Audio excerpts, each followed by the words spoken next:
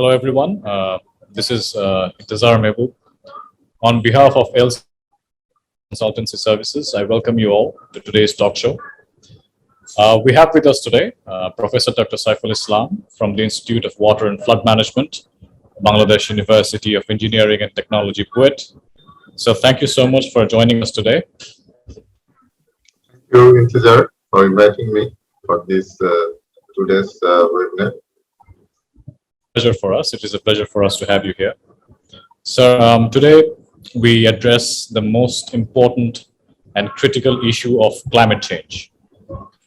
And we know that you are currently employed with the climate change study cell of BUET as the coordinator. So first of all, we would like the audience and us to understand, why is climate change so important? Thank you for your question. It has been since last 30 years when the world is known about this global warming and changing of climate. Because of so much greenhouse gas, we are constantly emitting and putting in the atmosphere. That will stay more than 100 years. So this gas is causing global warming. And if we are not limiting our warming, these greenhouse gases will continue to be in the atmosphere for many, many years. And that has brought many changes already. And it has already get the signal, we call it emerge, for many parts of the world. In fact, climate change has impacted every region of the earth. That has been published by latest IPCC report. As you know, that Working Group 1 report on the physical science basis has been published on 9th August. I'm proud to be part of that initiative as an author, lead author from Bangladesh.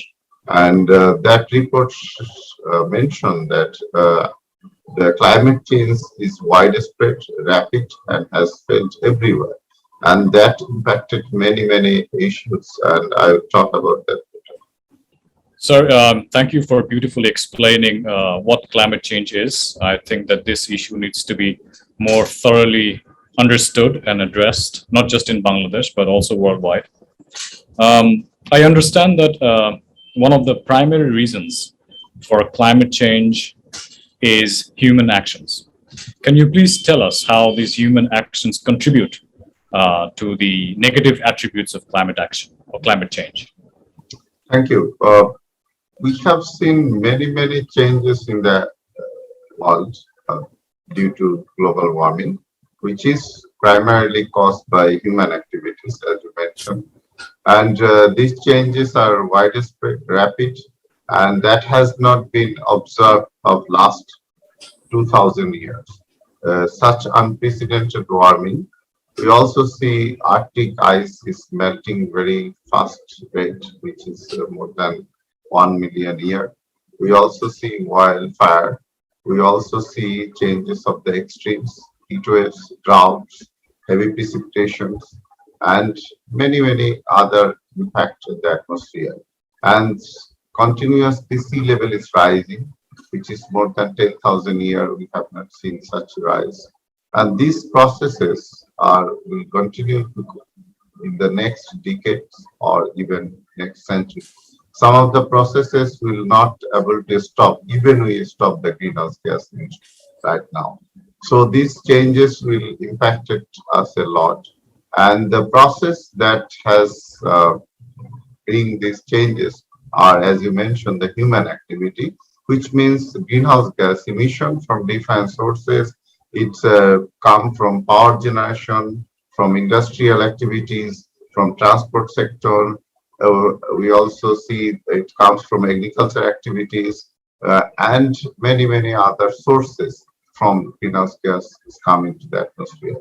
And some of the sources are natural, like water vapors, that already occur. But these additional greenhouse gases, which has been done from industrialization period, we call it from pre-industrialized period. So this amount of CO2 is continuously uh, atmosphere accumulated, and it is more than 100 years it is accumulated if emitted today. So that's the worrisome. If we are not removing or reducing the greenhouse gas emission from the atmosphere, that will continue, and that warms the world. It also warms the land and the ocean. Ocean is absorbing so much carbon dioxide. It become acidic. It become depleting oxygen, and marine heat waves, which is another long-term extreme heat condition in the ocean, has been increased, and it will be more frequent and more intense. And there are many, many processes that climate change will impact. So in general, that will changes our daily activity, our extremes, and that will impact our livelihood, and particularly the countries which are very vulnerable, like Bangladesh, which is very flat topography, which are vulnerable to sea level rise. Many people are exposed because of daily life. They are on the outside of the home, so they're working on the sun and rain, and so that when the heat wave comes, they will affect it most. It affected their health, also the affected elderly and children. So the effect in the developing country and populated country, flat topography, those are will be more, and small islands will be more than many other countries in the world.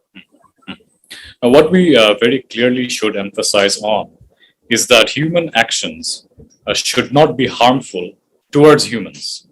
We should be more careful towards the environment, because ultimately what happens is whatever we do to the environment, it comes back to us. We do good, it comes back as good. We do harm, it comes back as harm. So industrialization has no alternative, sir. You know that. And Yes. Bangladesh is moving towards industrialization in a very rapid pace. Mega projects, new factories, industries are growing every day, and we are seeing an increase in foreign direct investment year on year. How do you think that these industries, which are actually the massive contributors to pollution, air pollution, water pollution, groundwater depletion, what actions should these industries take in order to mitigate climate change? Thank you for a very important question. Actually, these industries are one of the major source of greenhouse gas emission in the atmosphere. And they also not only emit the greenhouse gas, they also emit water pollution. They also do other kinds of air pollution. They also emit aerosol particles, which are polluted atmosphere, which are polluted air, which are polluted water. And this is because the production they had to make, there are byproducts from the industrial production, and they engage many people which are working in environment which often not meet up to the standard. But some of the industries actually implement standard practices. For example, they reduces their emission by different technologies like capturing carbon dioxide, capturing other pollutants, so that that will not make the warm. But some of the technology has been over the years, traditional technology, also the latest technology to capture this pollution. For example, ETP can be installed, and that can capture the effluent that has been uh, observed. So there are many ways industries can reduce this pollution, and this widespread rapid changes is caused by many different factors, and one of them are source are industries, and they have to come up with the compliance, not only the compliance from the developed their partners, their clients, but also compliance from environment, particularly greenhouse gas emissions should be reduced. Their energy source should be green energy sources, like renewable energy sources. Yes. Air, they should use the water energy sources, and those can reduce further greenhouse gases and the warming. Yes. So basically, what we do at LCS, which is Lloyd's Consult, provides branding and marketing consultancy services to different companies across different industries in Bangladesh. What we try to emphasize on is very ethical and branding standards. By the term ethical, I refer to being responsible, being a company that knows how to keep its word. So one of the most primary incentives or one of the primary motives that we try to give to these companies is you try to be environmentally responsible, because ultimately what happens is you are what you leave for your next generation. And we must emphasize on the importance on leaving good natural resources, sustainable natural resources for our upcoming generations. Now, I want to bring into perspective here, sir, the current condition of Bangladesh. We are experiencing severe flooding. It is all over the newspapers.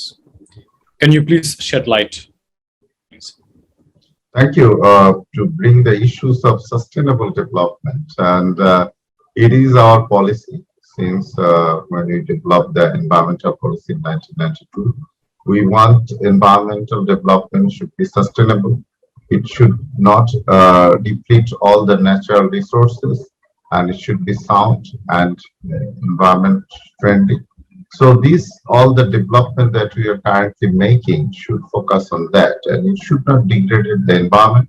We also need to be withstand from the natural disaster that we are currently facing, that you have mentioned about the flood that we are seeing last 2 weeks, and that will continue for a week or so.